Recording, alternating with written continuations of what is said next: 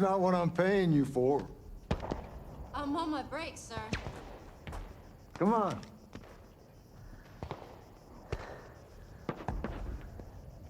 Come on. If you work here, you should at least know the basics.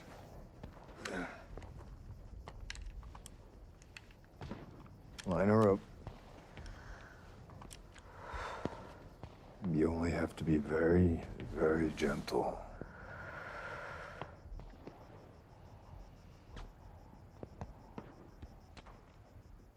A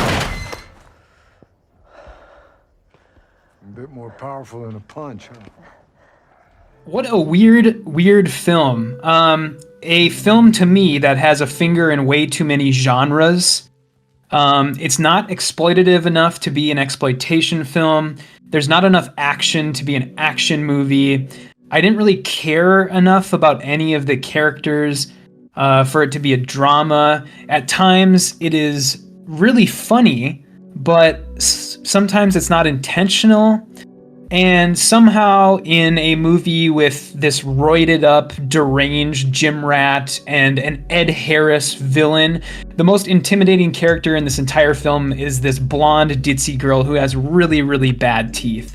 So, I don't know, it was stylish, it was fun.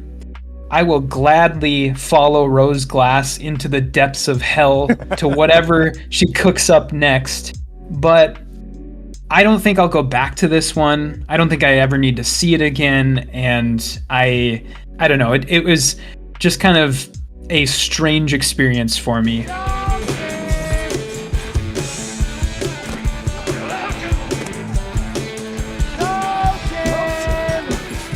What? It's about time. That's what. You know I got sent here special. Just for you. Well, you brought all your friends with you? I thought you might miss having an audience. I was trying to be thoughtful. Like on pay-per-view. 25 quid. Watch me pump your face! Well, I guess I'm gonna lose then. Oh, don't be like that. Here, I got a tip for you. Don't let no one get this close. There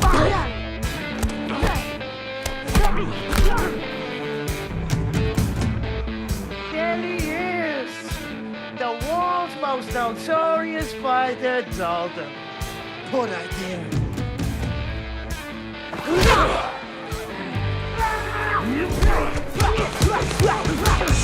I was bored throughout it. There's very little that Jake Gyllenhaal is asked to do beyond just like being really, sweetly wry, like high fructose corn syrup. He's always just got that stupid smirk on his face, that little like half open mouth, like half laughing at everything. Like he's just writing the jokes in his head before he starts talking. And he just doesn't have that cool factor that the Patrick Swayze Dalton had. There was something mysterious about this man. And while I was kind of on board with the origin story for for Gyllenhaal's character, I liked that. I liked how they used the UFC footage that they got that one night, because like they had like one bite at that apple, and I was curious how they were going to use that stuff. But this is really just a Hallmark movie for guys. It's literally just some guy who's down on his luck gets invited to a small town where everyone knows his name, except there's like Fast and the Furious fed into the algorithm at the same time.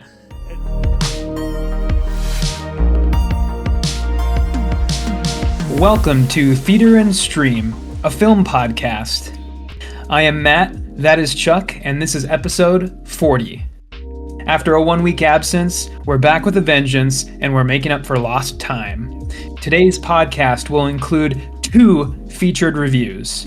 First up, Love Lies Bleeding, Rose Glass's sophomoric feature that sort of comes across as a lesbian, performance-enhanced, blood simple, Coen Brothers type thing. And then on the complete opposite side of the spectrum, it's Doug Liman's machismo action romp remake of Roadhouse. There was also a little movie thing that happened recently called the Oscars, which we know we're late on, but we're still going to touch a tiny bit on. And of course, we've got everything else we've been watching in the watch list. A couple bits of housekeeping. Go watch Chuck's newest minisode from last week, which is now our best performing, most viewed video on the channel, for good reason. If you're watching today, you might have come from that video and are checking out the other stuff on our channel. Please do like and subscribe if you're new to these parts. And then to kind of backpedal a bit here, we did have a 1 week sort of dead week on our channel, and yeah, I'll pass it over to Chuck to say a bit on that. Yeah, it was all my fault. I went to the Popeyes Friends and Family opening because I got a ticket for writing a story hyping their arrival in Minot. Bless you, Luca. And after I had my chicken sandwich, I was like, something doesn't agree with me. I'm in pain. I'm dying. And that pain didn't go away that whole night. And long story short, my appendix was about ready to explode. So they cut it out of me using robots, and I've been laid up for the last week, and it just hurt to be sitting for too long. So things fell by the wayside a little bit, but we quickly improvised because we knew that we had some juicy, beefy, cheesy goodness with and Roadhouse on the docket in addition to the main event, the planned main event for Love Lies Bleeding. And we can just give a little bit of an extra long double feature to make up for the lack of episode last week, and then we'll flow right along into a long-awaited minisode from Matt that I'm going to be editing.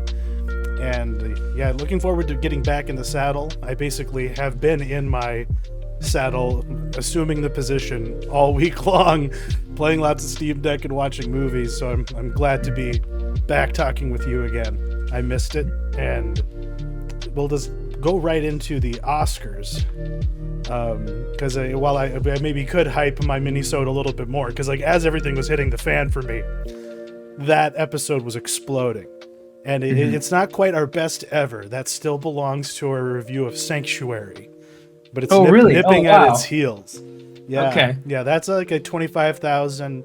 This 90s forgotten gems of sci-fi, is at like 17,000 right now. Still pretty crazy, especially since we had to fight for our right for that video. NBC Universal copyright claimed it, took the whole thing down after a day when it had like 97 views. But as soon as it came back online, it just exploded. So very grateful for everyone who stopped by to comment, especially if you had some strong opinions. But the fun, the fun, sad, the Goodfellas part of it is the story about the Lex writer's room and the copious amounts of cocaine and drugs that went through that process. But it was fun to talk about those shows and to revisit them. So I'll use this time once again to plug our boy Owen Davies, who has this channel that I don't know how he does what he does. But he has the 10th Kingdom. He has the episode of Utopia season 2 that's in 4:3 format, and he has it all upgraded to HD because you can't find this stuff anywhere else. You want to see Kindred, the Vampire the Masquerade TV show that had 6 episodes. He has it in 4K. I don't know how this guy does it, but I'm very enthusiastic about what he's doing. If you want to, see like Wing Commander cutscenes in high definition or as close as possible, this is where you go for it. It's kind of neat that he does that. But yeah, we'll be sure to throw that in the episode description if people want to follow that that link. Moving on though, the Oscars. I didn't get to watch it, but everything that I kind of expected to happen happened. Frankly, I don't know. There wasn't anything that shocked. I don't know. Like what stood out to you though overall? Because did this get better ratings than usual? Yeah, it was up, and I'm sure that is the Barbie effect. I mean, if people were hoping that the Oscars was anytime soon gonna discontinue their nomination of 10 Best Picture nominees, that's not gonna happen anytime soon, because that is how they get people to watch, because they give them a snowball's chance in hell that something like Barbie is going to win Best Picture, and then people show up, and so that's going to keep happening. But yes, I did watch the entire show, and it was expected. It was, I don't know, boring, and Jimmy Kimmel was, as expected, boring. He's not a very good host. He just kind of does his late night shtick, but a couple more jokes about movies rather than politics, and that's kind of as much as he likes to mix things up. But yeah, as far as the actual awards went, Oppenheimer was the big winner of the night, which is something that, back in our Oscars predictions episode, I think it's something we both called. This was inevitable, I think. And yeah, I mean, I guess Poor Things was kind of the runner-up for the night. It won a lot of the aesthetic awards, like costume design, production design, makeup, and that is something we'll be talking about a little bit later in the show, as to whether or not we think that was deserving of that. But yeah, what stood out to you? Well, I was really kind of focused in on like the one moment of, political injection that kind of seemed sincere as opposed to just pandering as it typically is. And that's, of course, Jonathan Glazer, with Zone of Interest, which I'm looking forward to seeing as soon as it's on Max, because it's part of that A24 package that they have with them. But he, very infamously made his, statement about the situation in Gaza and the October, 7th attacks in Israel. And now apparently he is the worst Jew of all time. Or something to that effect. But like, it was odd because it was such a, kind of like with the Navalny shtick that the Academy's been on for a while. May he rest in peace. We, now have this other cause celebre. Like, that's why they were so late. The celebrities and the actors getting in from the red carpet was because of a Gaza protest. And to have that movie, the Holocaust chic production that, took home, a couple Oscars, one for its very eerie sound design, which probably is deserved. I'll know for sure once I see it myself. But for him to make that speech like that, I was like, it made sense. It didn't offend me like I typically would have been offended and bothered by it, being a part of it. But a lot of other people were also, just offended because of what he had to say. But to each their own. Yeah, it's interesting that, that was the thing.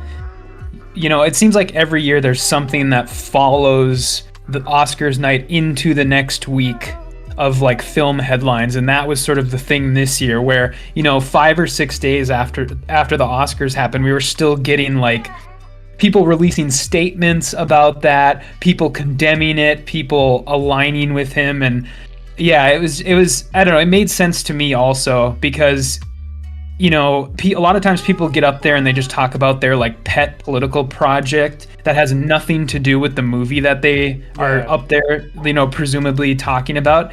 But his speech made sense with sort of the movie that he made. It all coalesced, and so I wasn't too offended by that either. But the next best moment was the Batman villains having a stare down with Michael Keaton. That made me happy. Because that was good. That was good. The twins reunion, and they were just happened to both be Batman villains. That was one of the good comedy bits of the night. The other for me was the John Mulaney bit about Field of Dreams. Did you watch Bargonauts' video about why it's an eldritch horror story? The movie Field of Dreams, really? Yeah, Tyler jumped off of that. It's a pretty good watch. We might have to link that in there. Yeah. But otherwise, everybody who won, I kind of expected. It was like, okay, yeah, like this feels right, or at the very least in keeping, with how the Oscars behaves. And yeah, there was some other things that we could have talked about, like controversies surrounding the writing credits for the Holdovers, which is interesting, but a little too in the weeds for this far out. Maybe we'll revisit that kind of thing in a mini-sode someday. But I think we're just going to jump into the watch list next, unless you had any other comments. Yeah, let's go ahead. All right. So you're up first here with Promised Land. Yeah, Promised Land, the new Danish movie, I believe, from Nicolaj Arcel, who people would remember as, I mean, most recently he wrote the Mads Mikkelsen film Riders of Justice from a couple years ago. Yeah, that movie. Yeah, ruled. so yeah, that one had landed on my my top 10 of that year, and I really liked that. And he's back writing and directing this particular movie, The Promised Land, which is sort of him.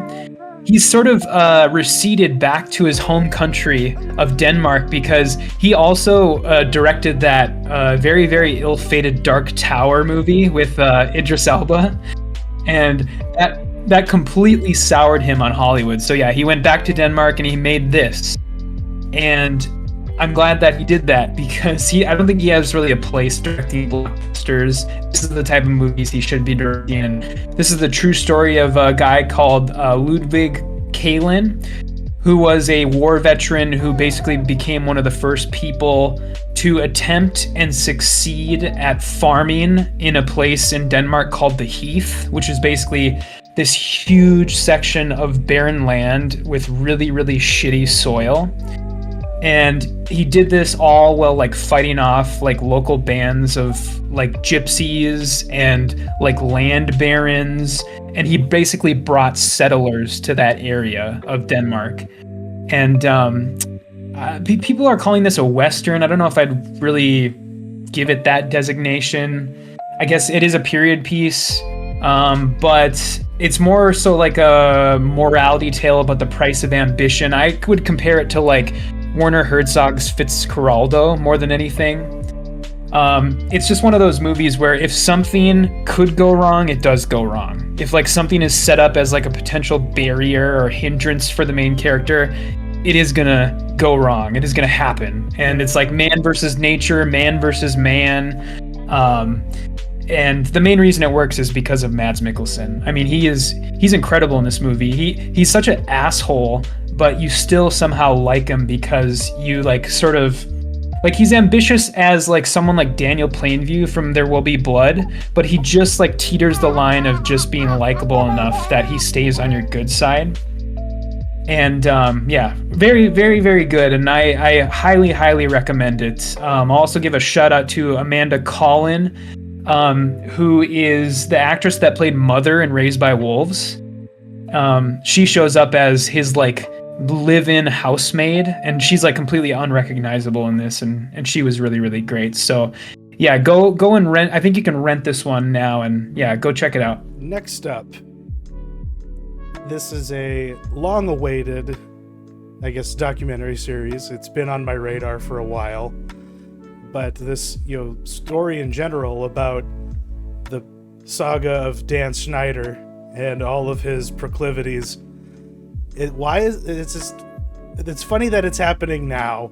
I'm glad that we're getting this full accounting of it. Mm-hmm. But like, what entity actually delivered this series to us?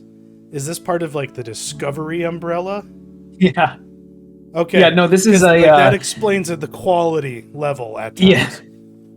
Oh yeah, it's very trashy. This is from the TV channel ID, which I think stands for Investigation Discovery. This is part of like the Warner Brothers stable of cable channels, and so yes, this is very, very trashy.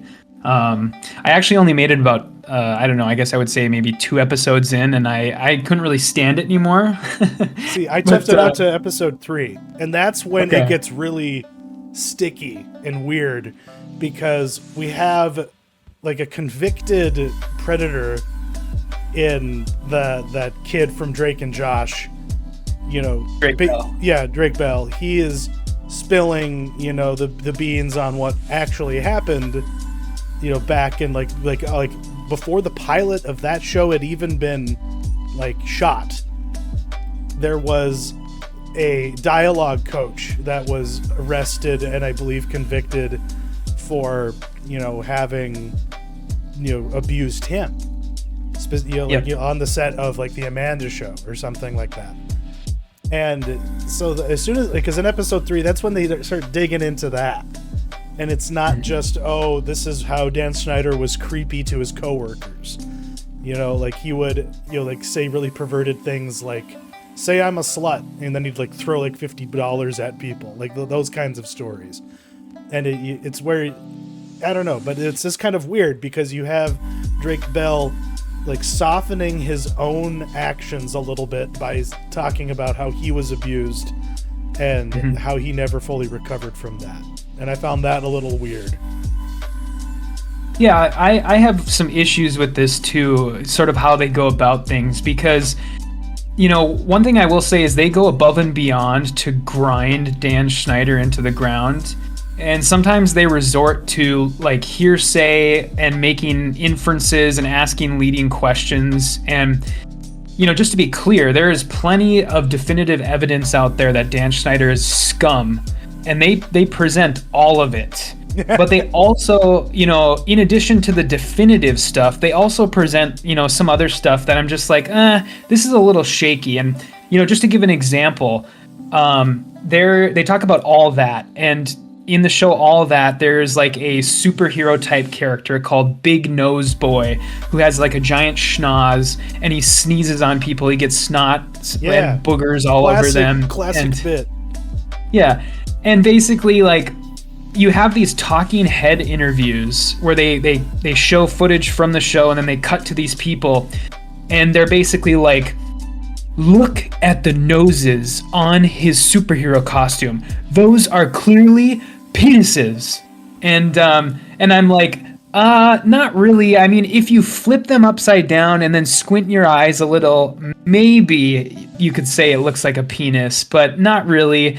And then, you know, I don't know, it's just like, then they cut back to the talking head people, and they're like, and then he sneezes on people and gets snot on them, and it's a cum shot. Yeah. And it's like, no, it's not. It really isn't. Like, you need to, like, it's the right, you know, it's not the right color. It's not the right texture. There's too much of it. You know, we're talking about bringing our cultural norms of today and trying to apply them to 30 years ago.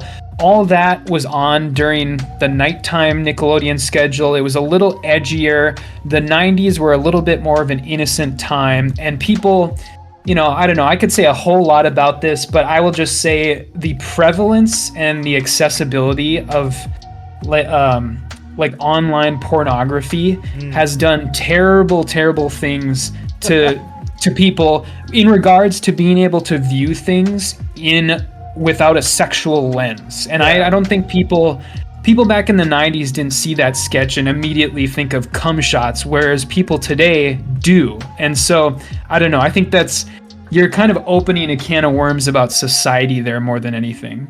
See, I agree with you, but then there's that whole like bit where Pickle Boy shows up, and he literally takes a giant pickle and puts it through a hole in a door and gives it to Ray Romano, who then like eats it lovingly while he like leans against the door and just listens to Ray Romano eating that pickle. Because that's the guy that raped Drake Bell. That was Pickle Boy. And I had totally forgotten about Pickle Boy as a bit. Mm-hmm. Like I was an All That kid. I watched it all the time. Oh yeah. And and I recognized him for like even because I hadn't thought about him, but it's just one of the, I don't know. There was some voices that I felt were a little conspicuously absent from those that were amongst the talking heads of the grown-up actors, you know, years after the fact. Because like I really want to, you know, hear from I forget her name, but she was like the bigger girl from the initial cast, or even like where's Keenan?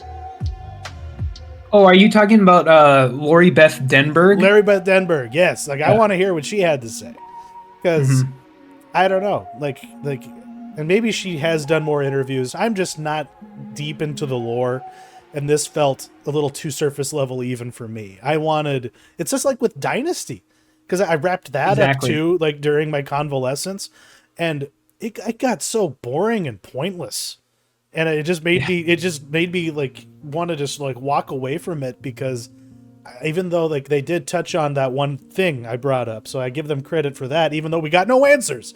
And I feel like we got no answers here either. Everything that they talked about, we have gleaned ourselves without the help of the ID network.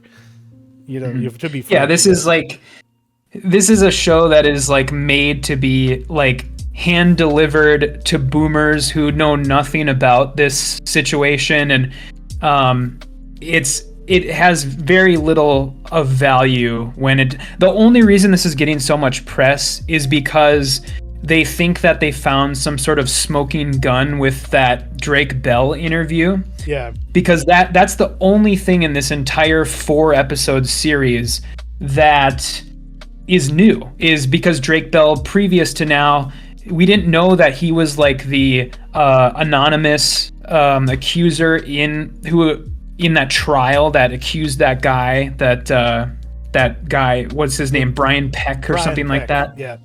The dialogue. And coach. so yeah, I mean, that is the only new thing in this entire 4-episode series. Everything else is just kind of treading water and stuff we've already gotten. And I guess if there's any good to come out of this, I guess Dan Schneider is finally done, I would say now. Like, he's been like, over the last 20 or 30 years, people have been at various points trying to take this guy down, and I think it finally happened, because it seems to crop up every couple years, but it's not enough. It was never quite enough to like completely cancel this guy, but I think he's done now. Yeah, I forget exactly what triggered it most recently, but Nickelodeon just very conspicuously did not renew their contract with Schneider's Bakery to do another season of whatever fucking show he was working on next. And then I think, the Jeanette McCurdy book, that was like another nail in the coffin. Yeah. And now he's in full desperation mode, being apologetic, for how he may have treated people, but I don't think he's not really owning any responsibility for how creepy his hires proved to be in a couple instances. I think they focused on 2 convictions in the 3 episodes that I watched, or at least like 3 accusations rather, two accusations, and all unfortunate. But frankly, I don't think Nickelodeon was unique in struggling with this issue at that time. But then again, is the amount of time that he was allowed to be in power is insane, considering everything, the totality of it. Yeah, certainly. Now we're going to jump into the cleanup from 2023 that kind of got to happen in the during our dead week.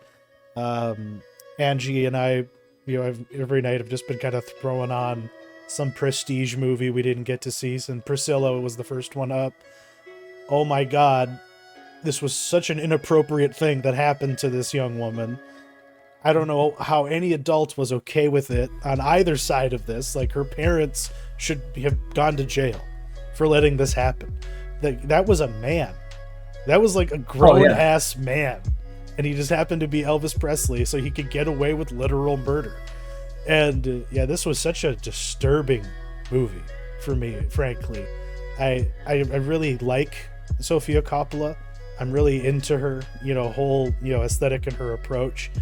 And this was, I feel, a more honest version of the Elvis story, at least in regards to Priscilla, I suppose. Compared to the Austin Butler movie that we get to keep on seeing with every new performance that he puts out. Jacob Elordi, pretty good. Like, I kind of want to see him in young Bubba Hotep after this, if they ever get around to making, some kind of prequel sequel to that franchise.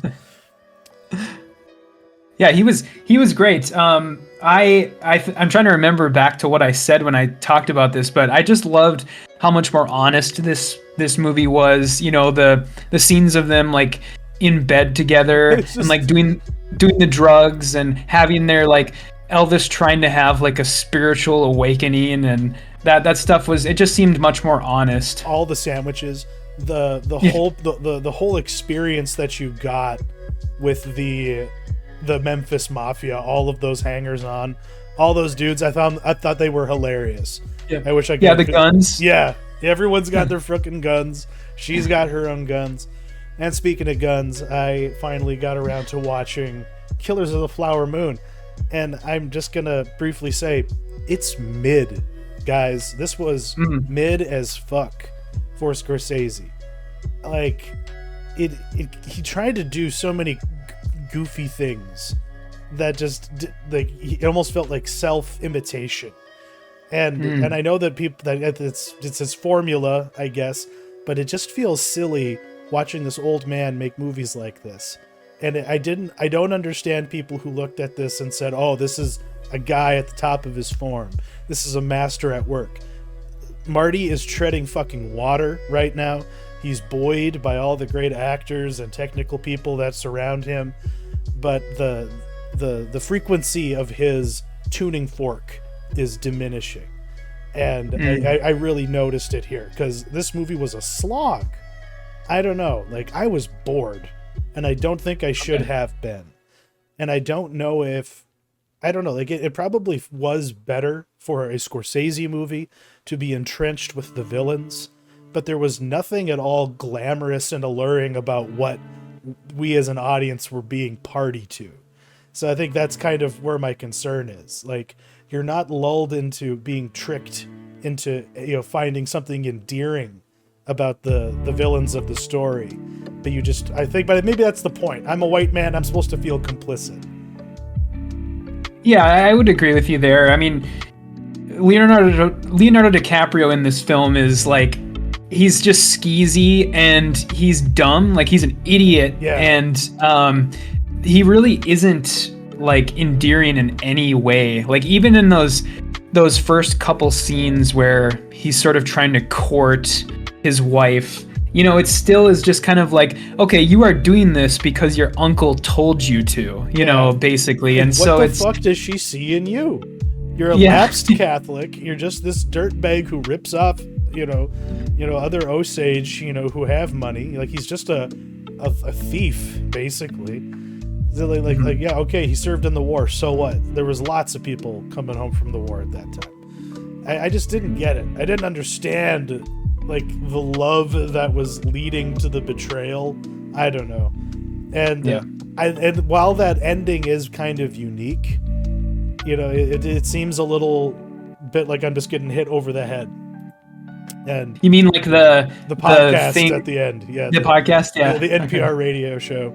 And I guess this begs the question: would this have been better as a David Fincher style Zodiac, kind of an approach, versus this deconstruction that we have going on with Scorsese at his late stage of his career?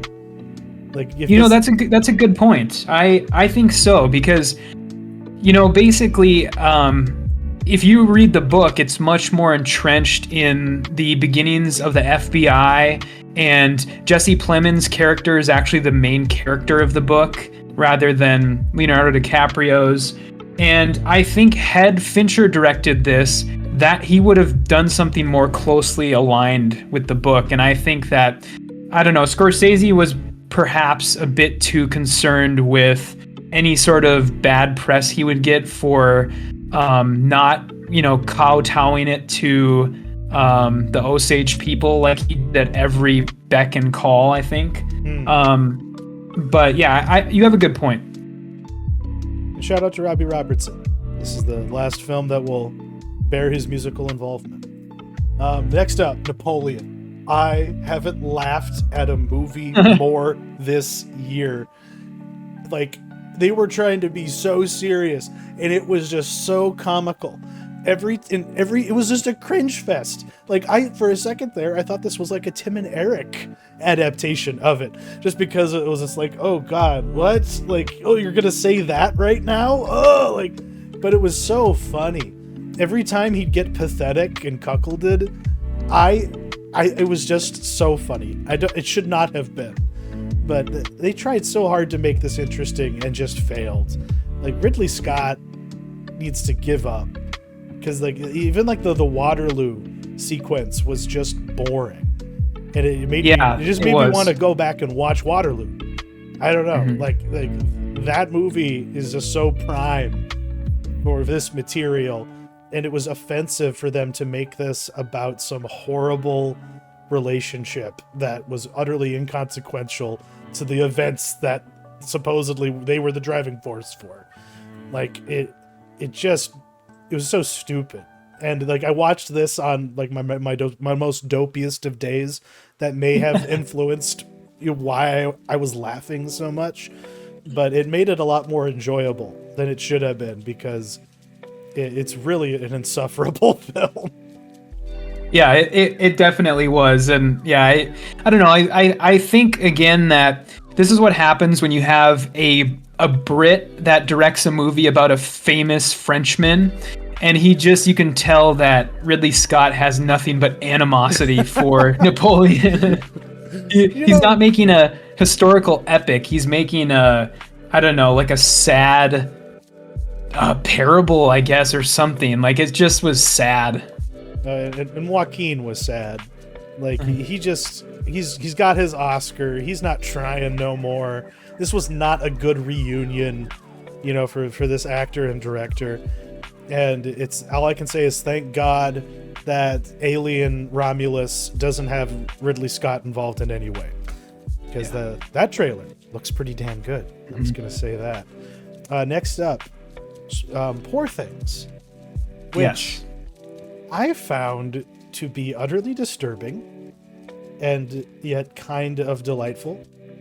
And that's how I'll lead into it. But I guess, what was your takeaway with the performances, specifically the Oscar-winning lead performance from Emma Stone? Yeah, she was good. It's a very I don't think it's nearly as hard of a performance as people want to think it is. Yeah. She's playing, I hate to invoke this, but I'm gonna invoke the Tropic Thunder. I won't say it, but you never go full R word, and that's what kind of this reminded me of, where I think this is a pretty easy a give me my Oscar type performance, but it still is good. I mean, it doesn't make it any less good. It's just an easy, role to portray. She's playing essentially a little girl, and I don't know. Here's what I'll say before I hand it back to you. I think this is my least favorite Yorgos Lanthimos movie. And the reason why I say that is because I think he's becoming less interesting because of the people he is choosing to work with. And by that, I mean the writer of the movie, Tony McNamara, who he has now worked with on The Favorite and Poor Things. And Tony McNamara, if people don't know, he has also written The Great, the Hulu series, and the Disney movie Cruella. Oh. And I don't think he's that good of a writer. And I think it's clear that Lanthimos is propping his career up.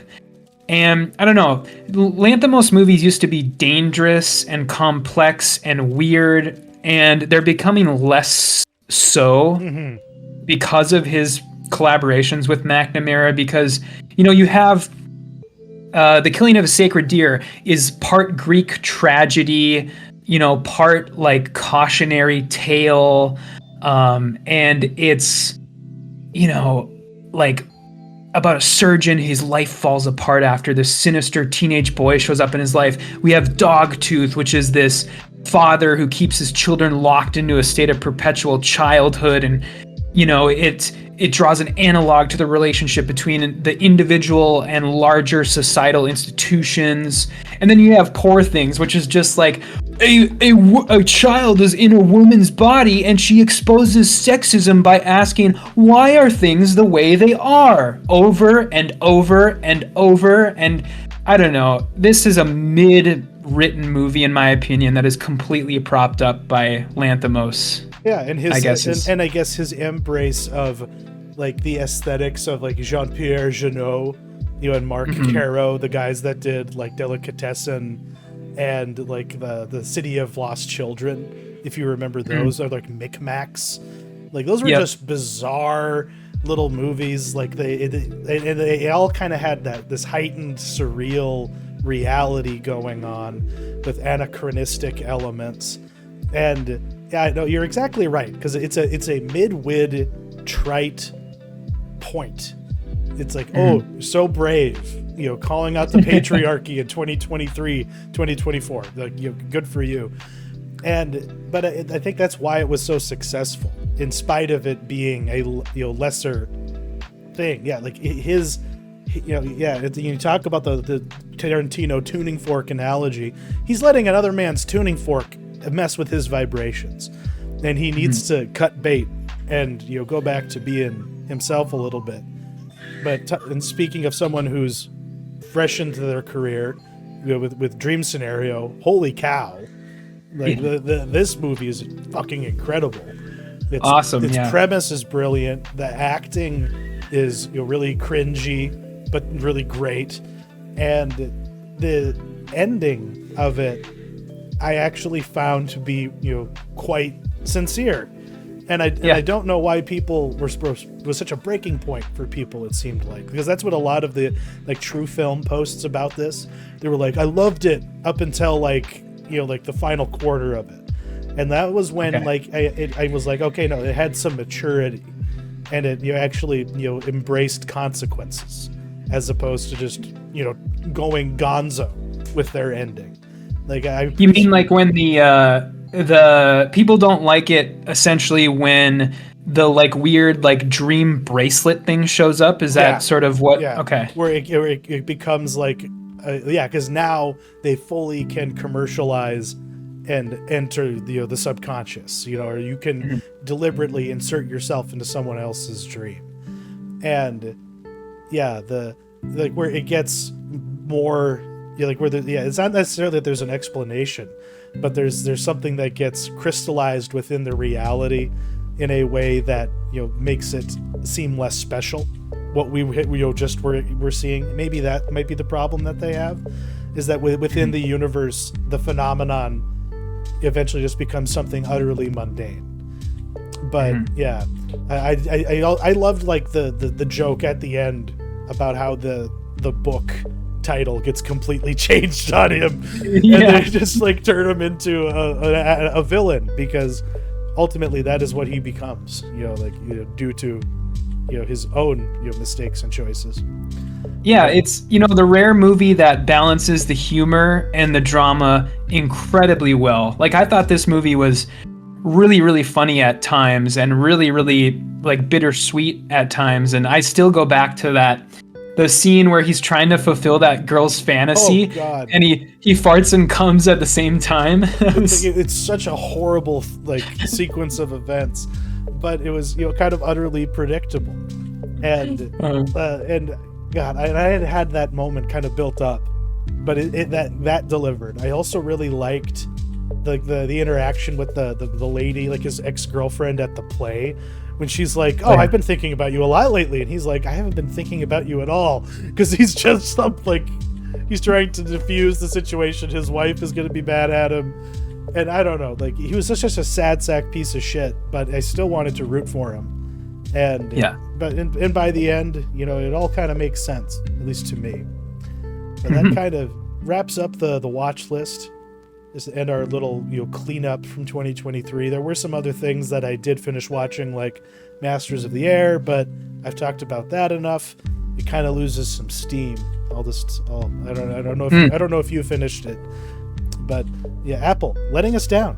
They aren't giving us sustained quality content, which is why we have people like A24. Matt, why don't you take it away and get our double feature started? So first up, we're talking about Love Lies Bleeding. What a weird film. A film to me that has a finger in way too many genres. It's not exploitative enough to be an exploitation film.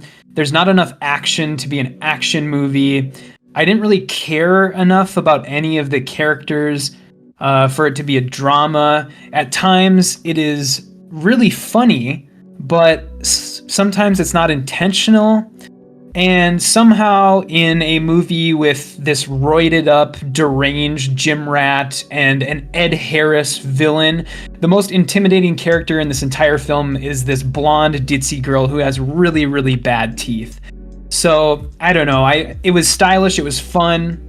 I will gladly follow Rose Glass into the depths of hell to whatever she cooks up next. But I don't think I'll go back to this one. I don't think I ever need to see it again. And I don't know. It was just kind of a strange experience for me. I will say that trailer got my expectations really high. The vibe of it, the music of it, the editing of it, and all of those things that made it alluring, with that tease are present here. But you are right. It doesn't quite go hard enough in the paint in any direction. And it's like punches are getting pulled. It'd be like if in Drive, if there wasn't that elevator head turned into like a pulverized pile of goo sequence, if that wasn't in there to really just like arrest the situation and shake you up, that movie wouldn't have as much power. And I found a lot of similarities, honestly, between what Rose Glass was doing here and what Refn was doing with his movie back then. But it just doesn't go far enough. We don't get to see, for all of the violence and gore and death that does happen in here, I never quite had that moment where like my hands were like, oh God, like I'm clutching my pearls. It didn't make me do that ever. And I kind of felt like it should have, considering how, crass and, gratuitous it is.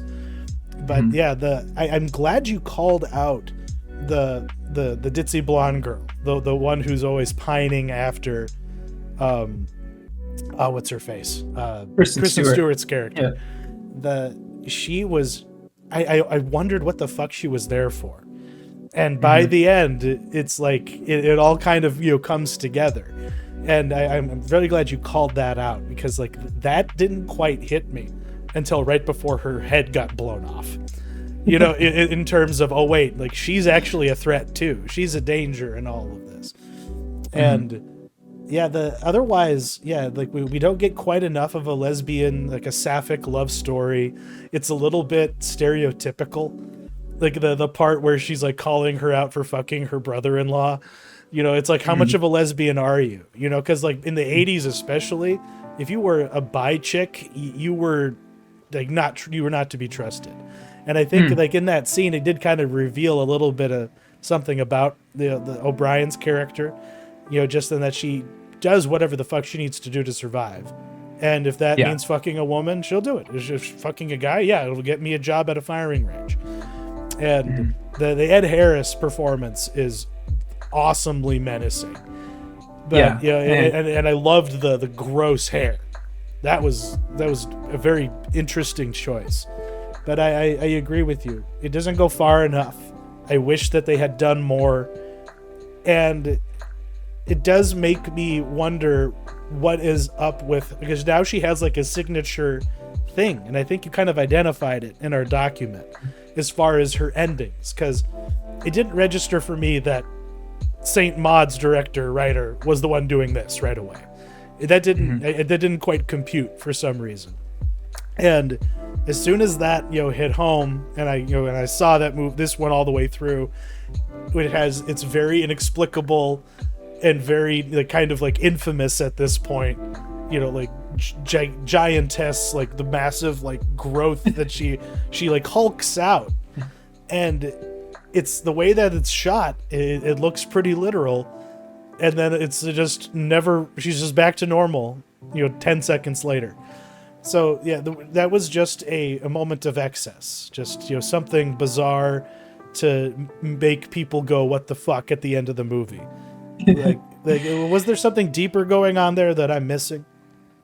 No, I don't think so. I mean, I find it really odd how much people are like focusing on that, as far as like, oh my God, you need to see this movie because of the ending. And it's not to be taken literally, I don't think, because I think it's very, very much implied that it was either a hallucination or a dream, because immediately after that, we cut to Kirsten Stewart's character asleep in the car, waking up from sleep. And so I think it very much so was a dream or something. And I don't know, it's just, I find it to be, I think I called it like a lose-lose situation as far as how you end your movie, because if she takes that scene and plays it as real, people will just call it nonsense, because it is nonsense. It's like, what does that have to do with anything? And then if she plays it as a hallucination, it's a cop-out. And so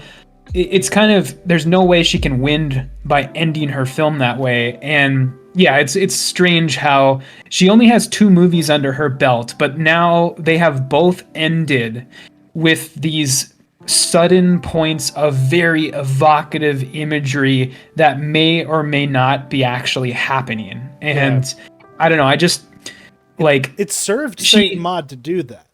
Like, yes, that's the yeah, power it was a good of that movie. But this one, it's just like, why are we doing this? Yeah, Because we already had a surreal moment, like when she like vomits up Kristen Stewart at the bodybuilding, like that was fucking crazy. But that was pretty clearly, just something weird that this lady saw instead of the reality. We can grasp that, but yeah, it's hard to know what to do with the rest of it as far as certainly. that goes. But otherwise, what else stood out to you about this movie? What worked? Well, I did really like a lot of the aesthetic things, the editing combined with the score and the cinematography. They all worked very well in tandem with each other. The close-ups of like the bulging muscles and like the sweat dripping down people's bodies, and the sound of, every time she was injecting steroids, there was like the sound of like rushing liquid in the score of the film. And there was a lot of things that had like a neon red hue to it, like lighting and stuff like that. And a lot of usage of L cuts and J cuts. And I think the movie had the aesthetics down really well. Like even down to the setting. This is ostensibly a pretty low budget movie, but in spite of that, they had the outfits, they had the hair, they had the set dressing. The movie had the 80s vibes perfect. Yeah. Especially like the hairdos and the fashion in the weightlifting world. Like all of the I don't know, just the way that all the tank tops were cut just felt like they genuinely were like 80s t-shirts as opposed to just whatever random shit that they threw together. And like and all the set dressing in the gym too. All like the mantras that are on the wall and shit like that. That all felt right. And that was great. And I did not appreciate some of the other supporting performances from Jenna Malone and Dave Franco.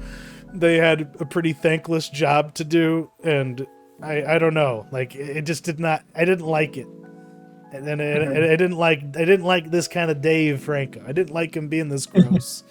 But in general, everything is just sweaty and disgusting, and and that works pretty well. But I guess, and I think you kind of mentioned it, but yeah, Kristen Stewart not very convincing. Katie O'Brien very convincing, but yeah, like what do you think made Kristen Stewart go to this? Because she just looked bored throughout this, and she phoned it in, if anybody did, frankly. Yeah, I would say so, because I do think she was miscast. Some of her line reads were pretty dodgy. I was kind of like, oh, is that really the best take you got of that? And then some of it was kind of hard to take her seriously, especially when the movie was sort of trying to invoke her past as like a teenage hitman or teenage hitwoman. I don't know. I think that Kirsten Stewart is on this trajectory right now where she has a Rolling Stone interview from about 2 weeks ago when the film came out that's kind of going a little viral, I guess. And in it, she talks about how she is dedicated to being as gay as possible right now. And so it's kind of like, okay, I understand why you're in this movie. I get why you wanted to do this. And so Yeah, just kind of a little bit of a miscasting choice in my opinion. You know, it's too bad, but it apparently worked for one guy. Because, as people may or may not have seen, there was a gentleman who went to, must have been like some like Alamo Drafthouse screening where he could just line up shots and like all the degenerate shit that he wanted to have. And this guy jerked off and passed out with his dick out. And he got caught. He's in trouble now. And I just can't believe that someone would do that in the world that we live in.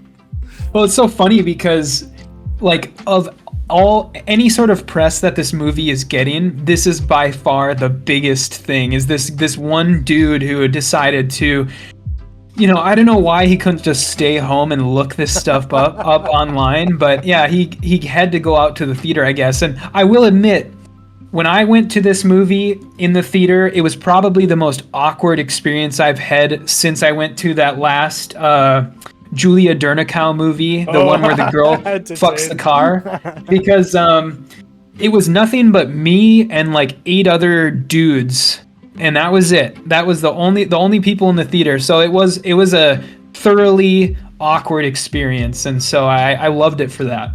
Yeah, it takes me back to seeing Spring Breakers, and I'm the only one in the theater. Like I really felt, you know, I had the spotlight on me for that one. But it's funny. Where are the women at? How come it's just dudes going to these movies? Like, this is supposed to be the female gaze movie. Mm-hmm. You know, so it's kind of a WNBA situation here. The men are carrying the water for this feminist masterpiece. The people got to try harder, spend more money, ladies. Mm-hmm. Just don't wait for it to be on Bravo. I can't imagine that Bravo would buy the rights to this.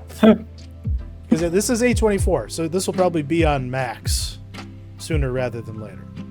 Oh yeah, give it 2 months. Yeah, it'll be on Max, and yeah, I'm not sure that you really. I think at the end of the day, I don't know if you need to go out to the theater for this one. I would say maybe wait until it's on Max. If you for some reason are watching this and haven't seen it yet, I would say you could probably wait. You know, and fortunately, our friends at Amazon made the choice for us for our next feature review. You don't have to think about whether or not you're going to see it in theater or not, because they knew that they had slop to begin with. They knew that they had made promises, but they had to let Jake Gyllenhaal and Doug Liman down. They had to take this movie direct to streaming because they knew a dog when they saw one.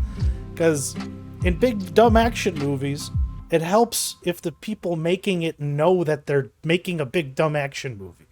It's why Michael Bay is such a cool guy, because he knows he's making trash. He knows he's just getting a supermodel to, you know, run around in front of a green screen while he blows up cans of gasoline. Like, there's a purity to, like, that man's vision. And I don't know what Doug Liman's vision was for this. You know, like, you have to trust that they can take that sausage that they're working with and, you know, put it in some tubing, throw it on a grill, throw it on the garbage plate, and serve up something that at least satiates. And this movie is so, like, lean on the bone. I was bored throughout it. There's very little that Jake Gyllenhaal is asked to do beyond just like being really, you know, sweetly rye, like high fructose corn syrup. He's always just got that stupid smirk on his face, that little like, like half open mouth, like half laughing at everything. Like he's just writing the jokes in his head before he starts talking. And he just doesn't have that cool factor that the Patrick Swayze Dalton had. There was something mysterious about this man. And while I was kind of on board with the origin story for for Gyllenhaal's character, I liked that. I liked how they used the UFC footage that they got that one night, because like they had like one bite at that apple, and I was curious how they were going to use that stuff. And I liked the idea of a disgraced UFC fighter, you eventually gravitating towards something, whatever being a bouncer at a roadhouse is. It's what every boy dreams of, they're going to do. Especially when they've, been at the mountaintop of, UFC, like middleweight fame or whatever the fuck it is. But this is really just a Hallmark movie for guys. It's literally just some guy who's down on his luck gets invited to a small town where everyone knows his name, except there's like Fast and the Furious fed into the algorithm at the same time.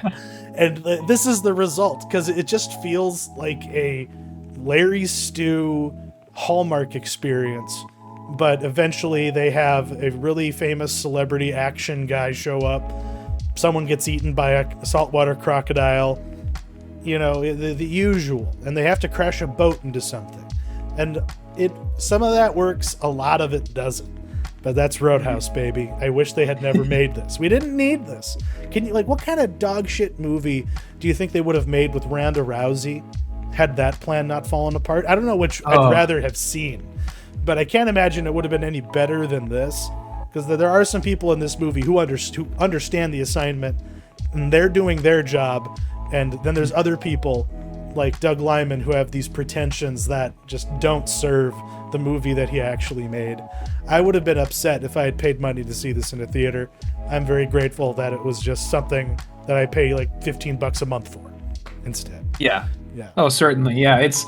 Amazon is not using that MGM license very well, because they've done one James Bond movie and a Roadhouse remake, and that's like the extent of their MGM and that like one James licensing. Bond movie killed the Bond. Yeah, they killed James Bond. They killed James Bond, man. No one's ever done that. Like, not really. Yeah, so it's strange choices. Yeah, really, really weird. And yeah, I agree with everything you're saying, and I'll add that, like, this was always the movie we were gonna get from, the guy who directed Bourne Identity making a Roadhouse movie. I just could not get over the like camera work in this more than anything. The whip pans, or like the panning around the room to everybody's faces, and like the image stabilization that's going on. And yeah, Doug Liman is so like just lost in the sauce. And I want to say, just from the top, he looks like an even bigger clown now than he ever did for the his guest piece that he did for Deadline, where he said, Jake Gyllenhaal's going to win an Oscar for this. Audiences are going to want to see Conor McGregor's debut on the big screen. That, like all of that stuff. He just looks like a fucking clown. And on top of everything, last week when this debuted at South by Southwest, he fucking showed up. He showed up at the screening and he said he wasn't going to. And so, yeah, Doug Liman, you are a fucking clown. And that's, I guess, kind of where I'll leave it for now. But what do you want to say? That's pretty bitch made. Yeah, I agree with you. But let's just talk about Conor McGregor a little bit. Yeah. How much ADR did they have to do to make any of his dialogue comprehensible? Because like nothing matched. Like it must have been a thankless fucking task trying to get that motor mouth on all the cocaine that he's on. Because if I don't know if you've seen the press he's done for this movie, it is scary.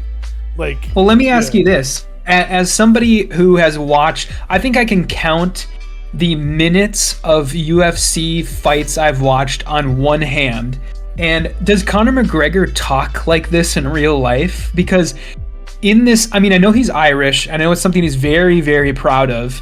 But what is this accent that he's doing? Because it's like an Irish accent, but it almost sounds like he is like giving himself a higher pitched voice than what should be coming out of that body is not the voice that comes out. So I don't know, I guess, does he talk like this in real life? I think so. Yeah. Okay. Yeah, like, because I've watched a lot of his, promo cuts from over the years. And this is kind of the vibe. He does kind of have like he kind of puts on a leprechaun kind of like a minstrel show sort of a vibe. Like he exaggerates his Irishness. And then on top of that, he's saying all this, tough guy material, in this movie. So like everything just kind of has this glib air to it. And we're just supposed to think that this dude is a badass because he walks around naked and steals people's clothes before he burns all their stalls to the ground. Like, he's just such he's a clown. I've always kind of like viewed him that way, and he just doesn't know how to turn the clown off.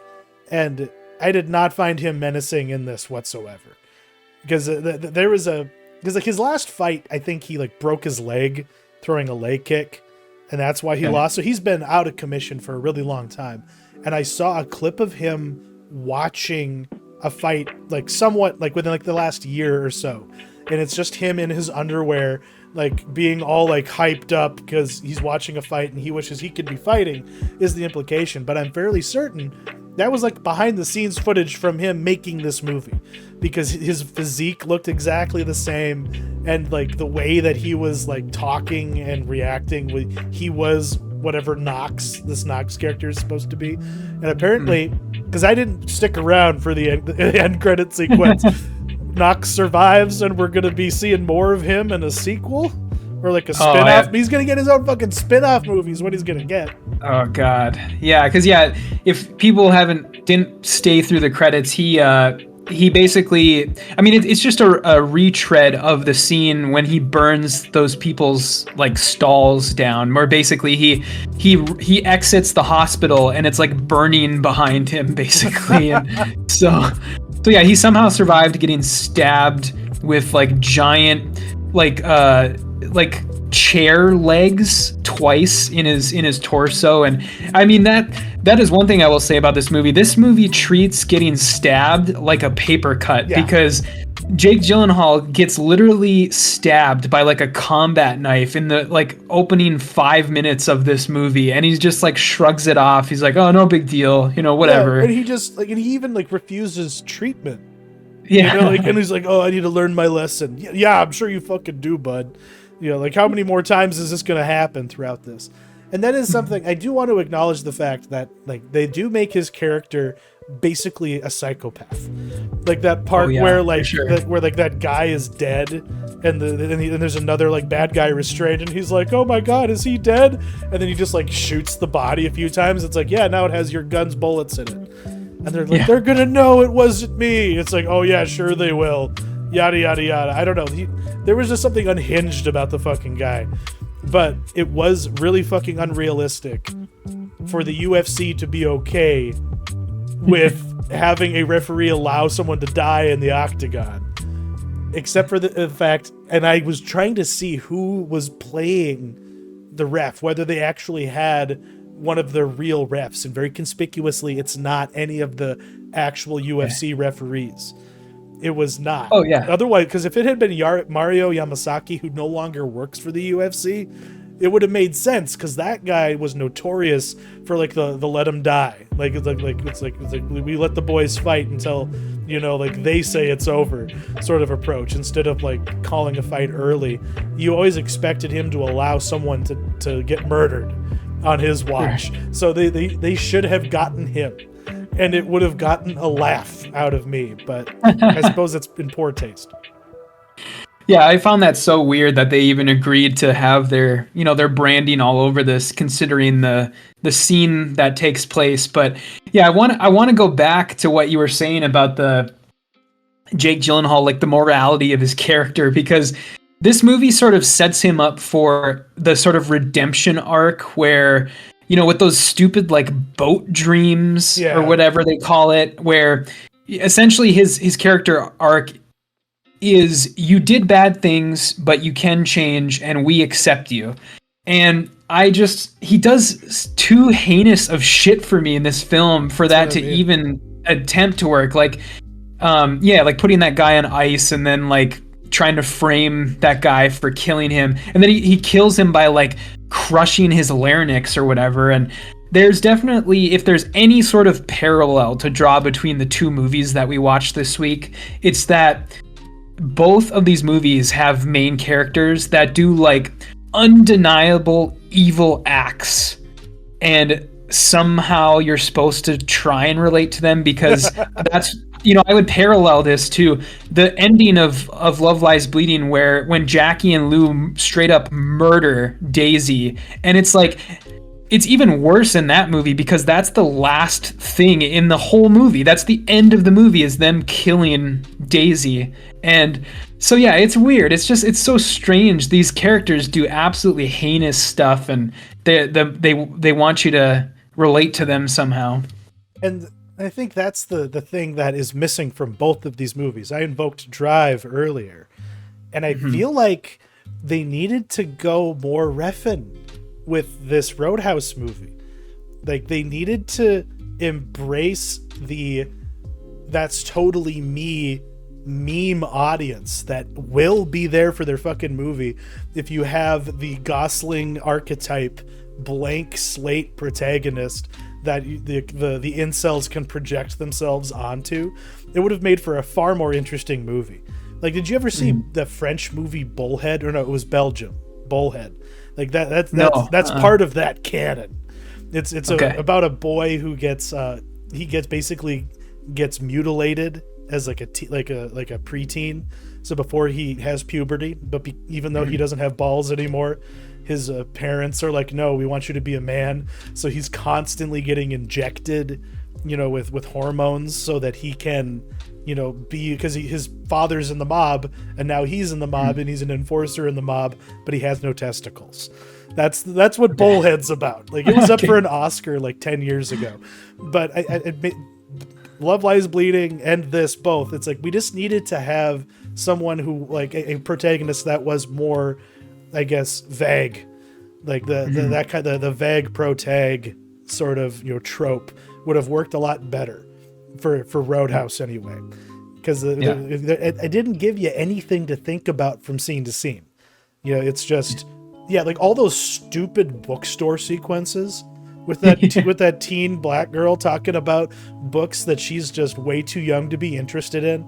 Like westerns. Have you seen that, like, that Black Keys commercial, or it's like a music video where, like, they're at a bowling alley and the two, like, Gen Z, Gen Alpha girls that they're talking to are just, like, so disconnected from anything related to who the Black Keys are, and that's kind of the joke.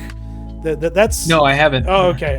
I don't know why, but that's where my mind is going in this moment. It reminds me of that, because there's just something that doesn't work in the way that they made that character just basically be what a grown white man would think was cool.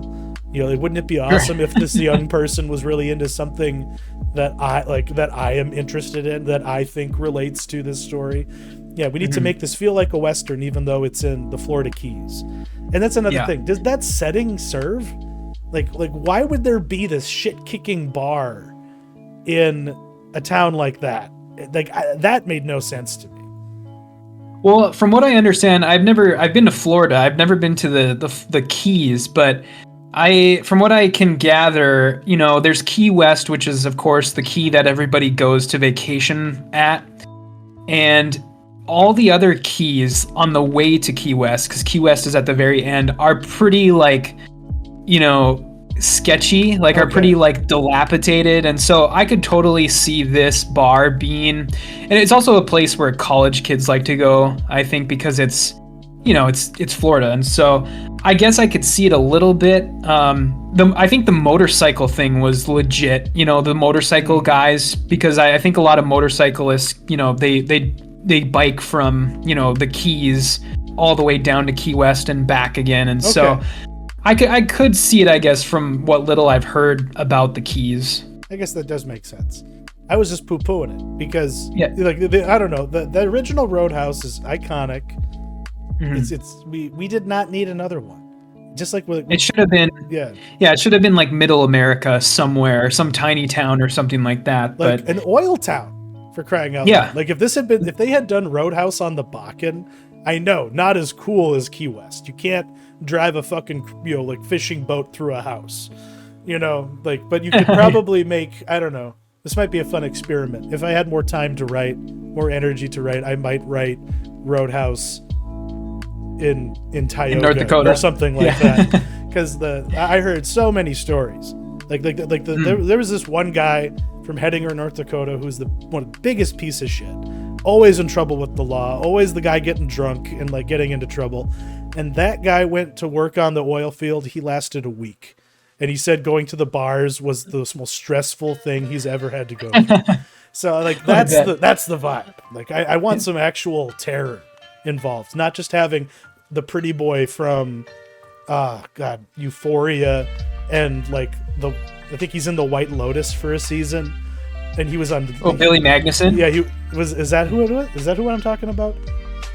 Billy Magnuson plays the real estate. Oh no, not him. The mogul. Okay. No, the other guy who got married by Kim Kardashian.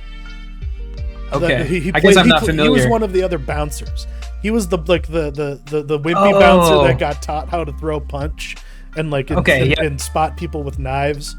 Yeah, that dude. Like it just was a little slight. Did not get gritty enough. Did not get grisly enough. And it just needed more grime. I think it was too clean throughout. Oh yeah. Yeah, and while we're talking about the cast a bit, I do, just to touch a tiny bit on anything at all that worked for either of us. I will say, I think Billy Magnuson does kind of what he can with his role. He sort of understands the assignment, I think, more so than Jake Gyllenhaal does, where, Gyllenhaal is mostly playing this role like almost completely straight and mostly humorless, but Billy Magnuson understands the movie he's in. And then also Arturo Castro is the name of the actor. He plays the really goon that has the arm cast. And so he was like the only one who was delivering the comedic relief that really worked, I think. And he's becoming one of those guys. He was also in he shows up in a lot of stuff. He was memorable in The Menu too. Oh yeah, that's right. Yeah, he was in that. And so they were both really great. And then, the other thing I'll mention that I think sort of worked, I guess, is reportedly Doug Liman was basically given a sort of ultimatum from Amazon where they said, you can have $60 million and we'll put this movie on streaming, or we'll give you half that, we'll give you $30 million and we'll put it out in theaters. So because we need to guarantee, an ROI on this film. And so he, according to Gyllenhaal, he took, the 60 million, despite what he says, he's completely bullshitting. And so I am so glad that is the case, because I have no idea what this movie would look like with half the budget, because it already looks pretty cheap in spots, but I think for the budget he had, some of the large scale stuff worked for me, like the blowing up of the boat and the scene where like Jake Gyllenhaal is on that like the tiny raft boat and he like jumps it and like lands over the top of like the roof of the other boat. Stuff like that worked for me a lot more so than the fist fights. I thought the fist fights were garbage in this film. Like, just, they were slow and they were really like mechanized, I thought. Like, it was obvious, you could tell it was choreography. And when you have somebody like Conor McGregor, I guess you would think it would be better, but yeah, just no, it wasn't. It did not live up. Like, in my head, when I think about all the elements involved, I don't know. I maybe would have some hope that some parts of it would deliver more, but like because he also did, Doug Liman. I mean, did he direct Edge of Tomorrow? Yes. The guy's got chops here. It's like yeah, he definitely does. But this was not it. If this had a budget of $100 million, it would not be a better movie. Like, this was the sweet spot. Like, Amazon has this down to a science, and I feel like if he had made the $30 million movie, he shouldn't have been directing it. That's when they bring in Nicholas Winding Refn and have him make a Roadhouse movie, and it would look even better. It would be a little bit more interesting, hopefully. I don't know. Maybe I shouldn't say that, considering his output in like the last 10 years. But I feel like that no one's really quite gotten that formula right ever since then. But like, there was a time when Refn was going to be doing things like Logan's Run and like, you know, like weird. He was like saying yes to every job, and then they would never go anywhere for a while there. And this feels like the kind of movie that would have worked well with his approach and aesthetics. And yeah, Doug Liman it's just a little too straightforward. It reminded me a lot of the USA Network like Colors era of procedural shows that they would do. Because it's just, I'm just a person in a small town and I got my gimmick. I'm a UFC fighter who killed someone and I'm having boat dreams. But hey, the guy at the store knows my name and I have no clue who he is because of my CTE. Like that could have been a fun premise for, you know, like a Burn Notice style show. Yeah. He's going on adventure solving mysteries. But maybe now we're not even talking about Roadhouse anymore. And that's the problem. That's the problem. I tried watching Donnie Darko, the director's cut, immediately after watching Roadhouse. And I just could not believe that those two men are the same person. You know what I mean? Oh, Gyllenhaal? Gyllenhaal, yeah. Oh, yeah. Well, consider this. Like, Gyllenhaal starred in a movie a decade ago in which he played a UFC fighter called Southpaw. And now the man is in his mid-40s and he is again playing a UFC fighter and he is more ripped than he was in that movie. It's fucking crazy. Yeah, no, definitely not Natty. Definitely not Natty. But of the two, I'd recommend that people seek out Love Lies Bleeding as soon as you can, purely just because it's one of the more memorable, you know, films that we've gotten so far this year. And it's I don't know, but at the same time, if you're just like a few like Little Caesars Hot and Ready's, you know, a blunt and a 6-pack deep into your night, Roadhouse is perfect for that. Moving on to the mentionables. I really want to hear your thoughts on yours, just because of all the discourse that's been happening lately. What is Dragon's Dogma? And what is Dragon's Dogma 2? I know nothing about this franchise whatsoever. Oh, really? Okay. So the original Dragon's Dogma is one of those like cult releases where it was like a role-playing game where you run around a world with 3 computer AI, pawns. They're called. They're basically just helpers, and you run around with your party and you kill things. It's all real-time combat. It's not turn-based. And now the sequel is pretty much the same thing, and it's, for some reason, it's getting a lot more press.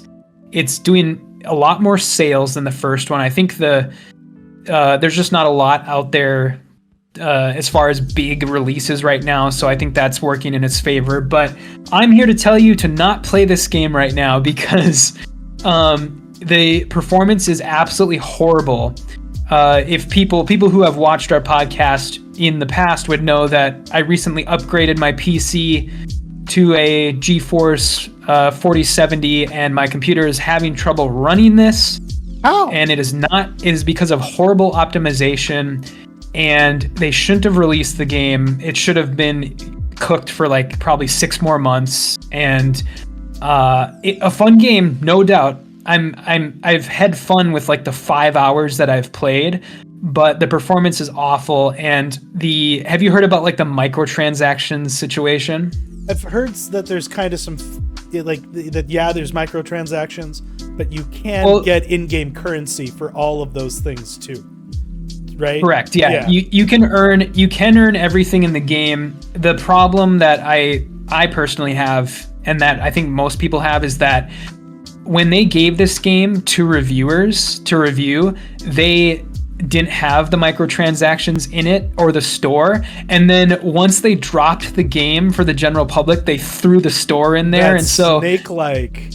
Yeah, it's so sketchy. And so yeah, just be warned of those things, but otherwise this is a game that you get 6 months from now and you pay $30 for instead of $60 for, and I would feel so much better about my investment if that would have been the case than paying for it now than what I did, because it's really not worth it. That's too bad. Is it true that you can only have one save? Yes, that is true. Also, I think that's sort of weird too. But I think the way that everybody's been explaining that away is basically they don't want you to save scum. So because the game is constantly auto saving, so it's like if you get killed, they want you to stay dead, or they want you to have that that penalty or whatever. And so I think that's kind of how they've explained it away. Because you just don't see that kind of design choice. Yeah, the people are because I've been playing a lot of different things, but I finally have like a nice controller, so I can do a couch setup with my Steam Deck finally, and I've been playing a lot of different stuff. But I picked up Helldivers 2 when it was on sale. This game is so fucking fun. It is so worth it. It takes like the gameplay loop from Mass Effect 3's Galaxy, like multiplayer mode, where you just would take on different hordes and try and fulfill certain tasks and just grind it out.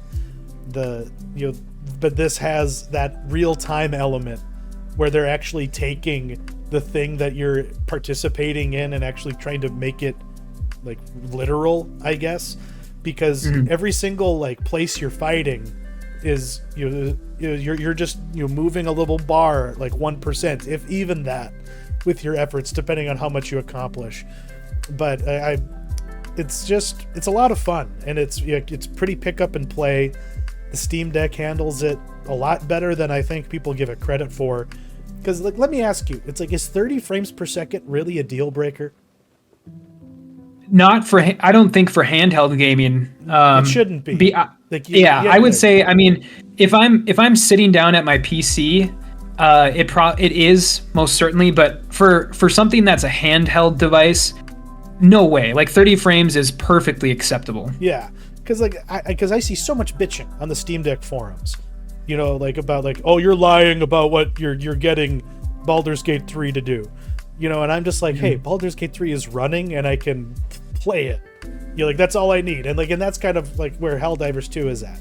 It's like, yeah, I can definitely see that there's a hitch here or there, but this game is just so fucking chaotic that I just chalk it up to the game being chaotic. Because one of the first things that happened when I was playing with Tyler the other day, we dropped in and one of my teammates threw down auto turrets, and I didn't realize what was going on. So I get murdered by my own team in the first 5 seconds.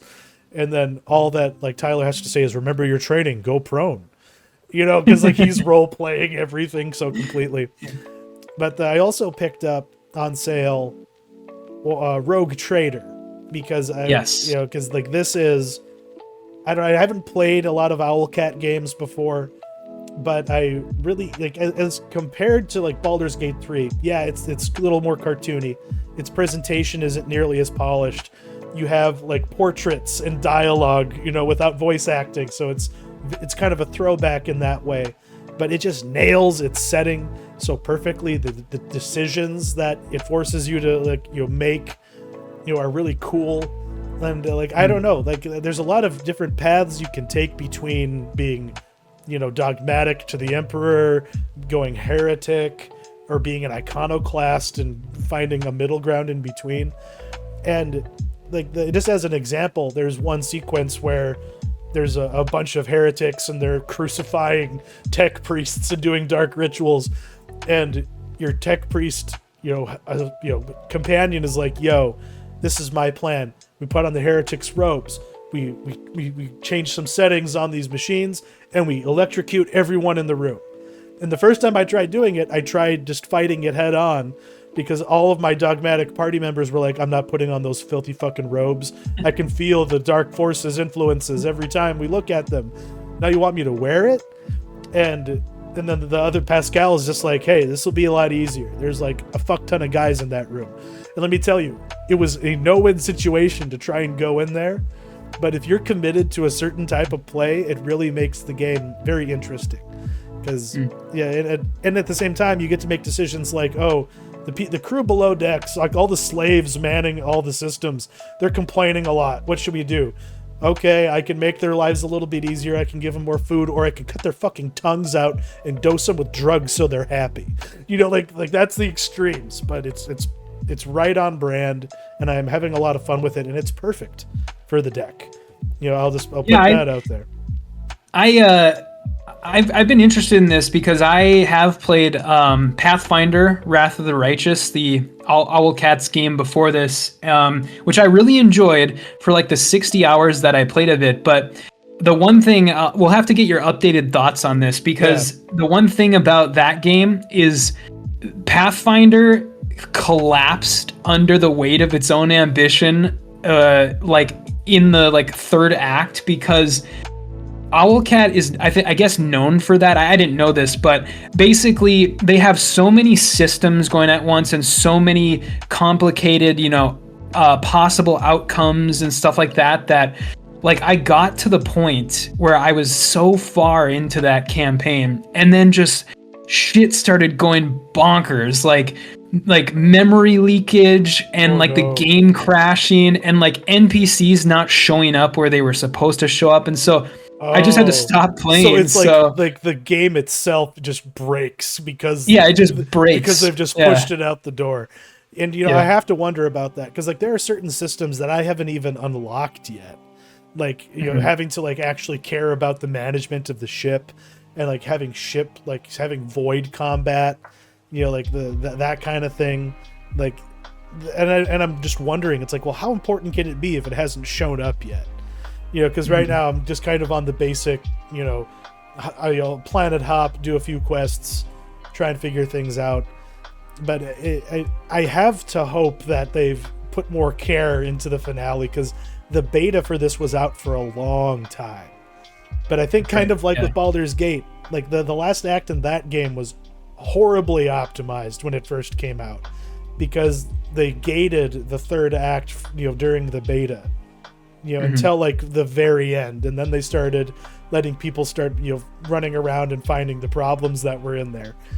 And I almost picked this up at the, when the beta was going on, because you could play pretty far into the game and maintain all of your progress and saves, when the game officially came out. But I spent the same amount of money, and I guess I just don't get my name in the credits or something. Sure. But I'll definitely check in with you, once I'm able to progress a little bit further. But definitely. That was the episode this week, though.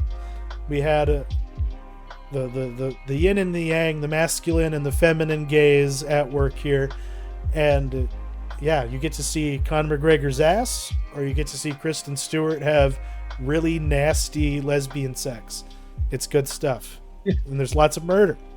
People get eaten by crocodiles. Like they're like, when things didn't quite work out, it almost seemed more perfect that we wound up just doing these two movies together.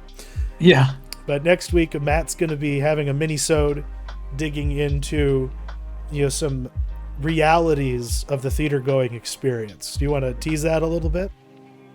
Yeah. So next week, my mini-sode is all about these so-called premium theatrical formats that you see a lot of, especially if you live in like a medium to bigger size city.